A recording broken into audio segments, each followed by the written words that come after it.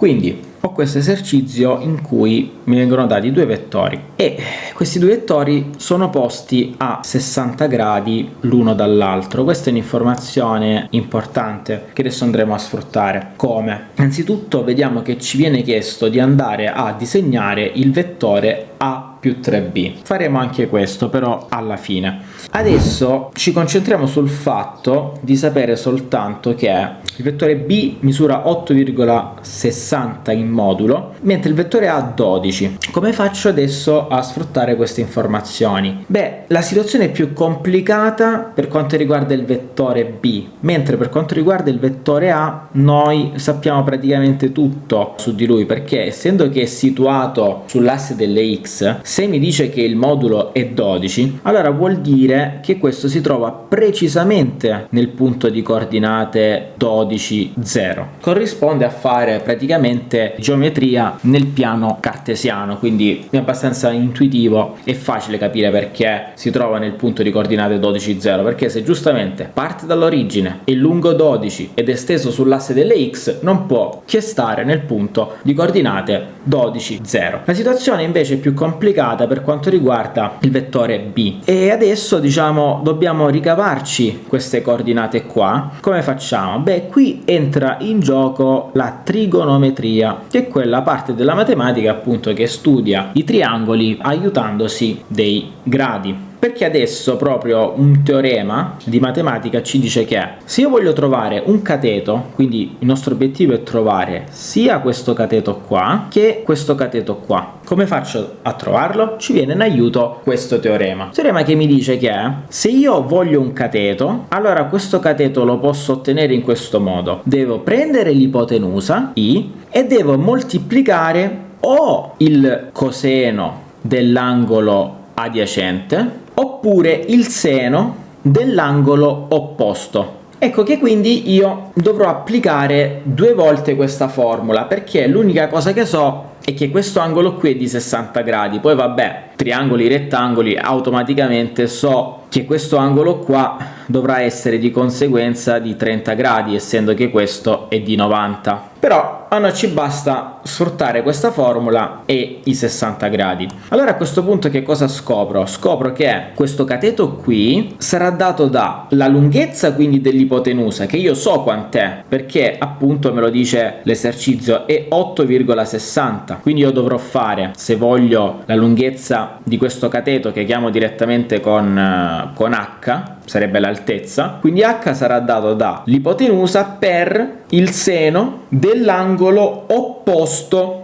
che quindi è questo, perché se appunto il cateto è questo qui alto, il suo angolo opposto sarà questo di 60 gradi, quindi il seno di 60. E a questo punto, ricordandosi che il seno di 60 fa radical 3 mezzi, o chi non lo sa ovviamente lo calcola con la calcolatrice, qui dovrò fare semplicemente 8,6 per radical 3 mezzi. E questo qui cosa dà come risultato? Prendo la mia calcolatrice e lo faccio. 8,6 per radical 3 diviso 2. Quindi con la calcolatrice vedo che questo è 7,44. Con lo stesso sistema dovrò andare a calcolare anche questo altro cateto, che a questo punto chiamerò con B, per ricordarmi che quella può essere una base, e quindi dovrò fare ipotenusa per il coseno di 60. Ora questo si fa a mente perché l'ipotenusa, ok, è sempre 8,6, ma coseno di 60 è semplicemente un mezzo, quindi vuol dire vai a dividere per 2. A questo punto qui troverò dunque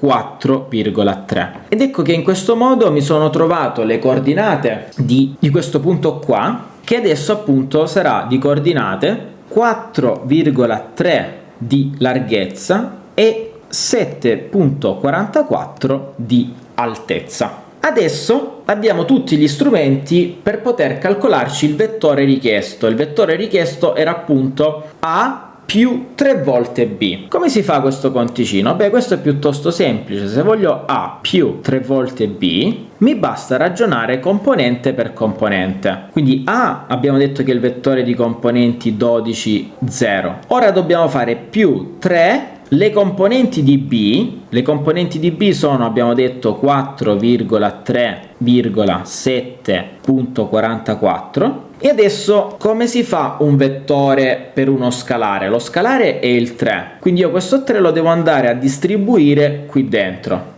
Di conseguenza il mio vettore somma risultante sarà 12 più 3 per 4,3, 0 più 3 per 7.44. Ancora una volta sono costretto ad affidarmi alla calcolatrice. Ok, quindi adesso sono riuscito a calcolarmi le componenti di questo vettore qua. E quindi che cosa faccio? Quando riesco a calcolarmi le componenti, riesco a calcolarmi anche il modulo. Quindi avrò che il modulo adesso di A più 3B sarà dunque il modulo del vettore somma che io ho calcolato, e che quindi sarà che cosa? Sarà la radice quadrata della componente di s rispetto ad x al quadrato più la componente del vettore somma rispetto ad y al quadrato. Quindi appunto adesso si tratta di mettere 24.9 al quadrato più 22.32 al quadrato sotto radice, e questo qui adesso mi darà il risultato, ossia 33,4. Controllando sulla calcolatrice esce proprio questo numero qua. Ora però l'esercizio chiedeva anche di andare a rappresentare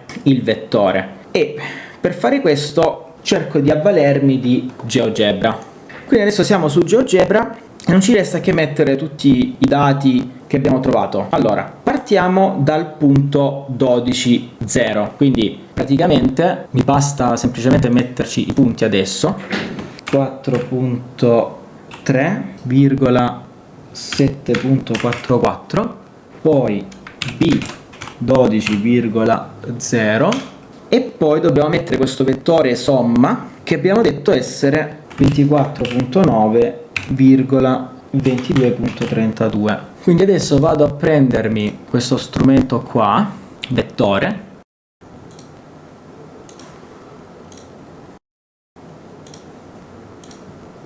ed ecco quindi che siamo riusciti a disegnare quello che era chiesto dal testo dell'esercizio. Bene ragazzi, una cosa che mi sono dimenticato di aggiungere è che è possibile fare alcuni abbellimenti estetici. Ad esempio questo era il nostro vettore A, che era colorato rosso. Questo qui il nostro vettore B, che era colorato verde. Poi possiamo scegliere un colore per il vettore somma. Eventualmente puoi andare anche a rinominare i vettori. Ad esempio questo qui vogliamo rinominarlo, e basta entrare in quelle che sono le impostazioni. Ad esempio vogliamo rinominare questo vettore come A, quindi basta entrare nelle impostazioni, ci mettiamo A e quindi adesso si chiama ufficialmente A.